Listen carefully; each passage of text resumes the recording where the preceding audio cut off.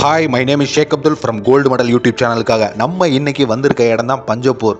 இந்த இடத்துல விளாகிங்க்கு என்ன வேலை அப்படின்னு சொல்லி கேட்டிங்கன்னா, ஆமாங்க, இன்னும் 2 வருஷத்தில் நிச்சயம் இந்த பஞ்சப்பூர் வந்து திருச்சியோட ரொம்ப முக்கியமான தவிர்க்க முடியாத இடமா மாறப்போகுது.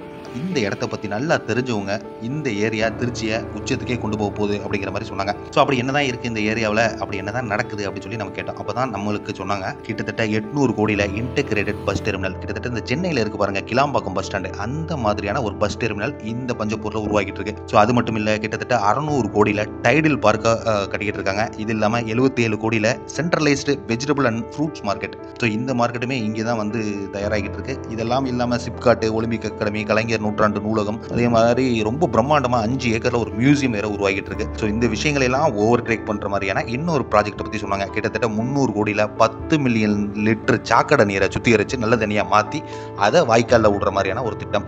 ஸோ இதெல்லாம் பார்க்கும்போது தமிழ்நாட்டுடைய மொத்த வளர்ச்சி திட்டத்துடைய அந்த நிதியையே அப்படியே திருச்சிக்குன்னு ஒதுக்குன மாதிரி இப்போ இந்த திருச்சி மாநகரை வளர்த்து எடுத்துக்கிட்டு இருக்காங்க.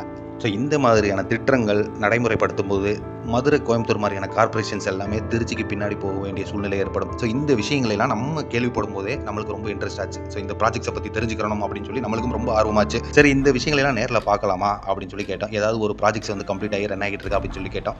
அப்போ தான் வந்து நமக்கு இந்த ப்ராஜெக்ட்டை பற்றி சொன்னாங்க. ஸோ இந்த ப்ராஜெக்ட் வந்து கம்ப்ளீட் ஆகி அப் அண்ட் ரன்னிங்ல இருக்கு. ஸோ இந்த ப்ராஜெக்ட்டுடைய நேம் தான் ground level solar power plant. So இந்த திட்டத்தை பற்றி சொல்லும்போது தமிழ்நாட்டில் வேற எந்த கார்பரேஷனுமே பண்ணாத ஒரு ப்ராஜெக்ட். அப்படி என்னதான் ப்ராஜெக்டா? இந்த பவர் பிளான்ட்டை கிட்டத்தட்ட 50 கோடி மதிப்பில் 33.21 ஏக்கர் பரப்பளவில் அமைச்சிருக்காங்க. ஸோ இந்த ப்ராஜெக்டுடைய முக்கிய நோக்கம் திருச்சி கார்பரேஷனில் அந்த திருச்சி கார்பரேஷனுக்கு உட்பட்ட ஒரு சில வேலைகள் வந்து தொடர்ச்சியாக நடந்துகிட்டு இருக்கும் பாருங்க.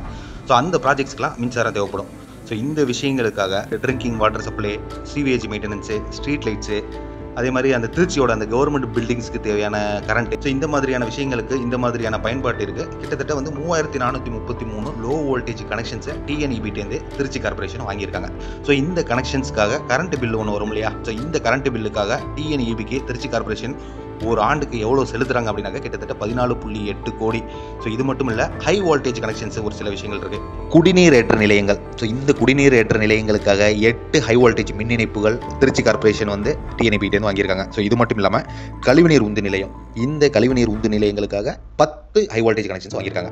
ஆக மொத்தம் 18 ஹை வோல்டேஜ் கனெக்ஷன்ஸ் டிஎன்இபி கிட்டேருந்து திருச்சி கார்பரேஷன் வாங்கியிருக்கு. ஸோ இந்த ஹை வோல்டேஜ் கனெக்ஷன்ஸுக்காக திருச்சி கார்பரேஷனை கிட்டத்தட்ட 21.12 கோடி ரூபா செலுத்திக்கிட்டு இருக்காங்க டிஎன்இபிக்கு.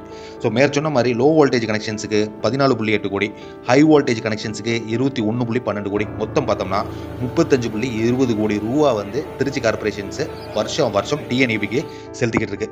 ஸோ இந்த செலவினங்களை எல்லாம் கட்டுப்படுத்தினா மக்களுக்கான நலத்திட்ட பணிகளை மேற்கொள்ளலாம் இல்லையா? ஸோ அதனால திருச்சி கார்பரேஷன்ஸ் என்ன பண்ணுறாங்க, பிரத்யேகமாக இந்த கிரவுண்ட் லெவல் சோலார் பவர் பிளான்ட்டை உருவாக்கியிருக்காங்க.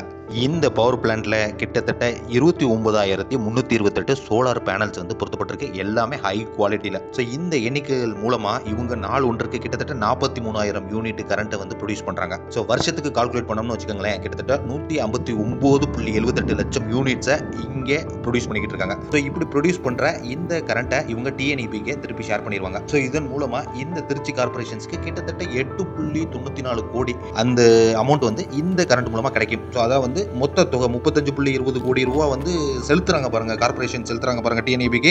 ஸோ அந்த செலவுலேருந்து கிட்டத்தட்ட 8.94 கோடியை வந்து கழிச்சுக்கலாம். இந்த பவர் பிளான்ட்டுடைய அந்த பராமரிப்பு காலங்கள் இருக்கு பாருங்க, அது வந்து 10 ஆண்டுகளாக வந்து நிர்ணயிக்கப்பட்டிருக்கு. அதே மாதிரி இந்த சோலார் பேனல்ஸுடைய ஆயுள் காலம், ஸோ இதுவுமே வந்து 25 ஆண்டுகள் அப்படிங்கிற மாதிரி சொல்லப்பட்டிருக்கு. இந்த விஷயங்களை எல்லாம் பார்த்து நம்மளே வந்து பிரமிச்சு போனோம். நிச்சயம் பஞ்சப்பூர் திருச்சியை உச்சத்துக்கே கொண்டு போகும் அப்படிங்கிறதுல ஐயமே இல்லை.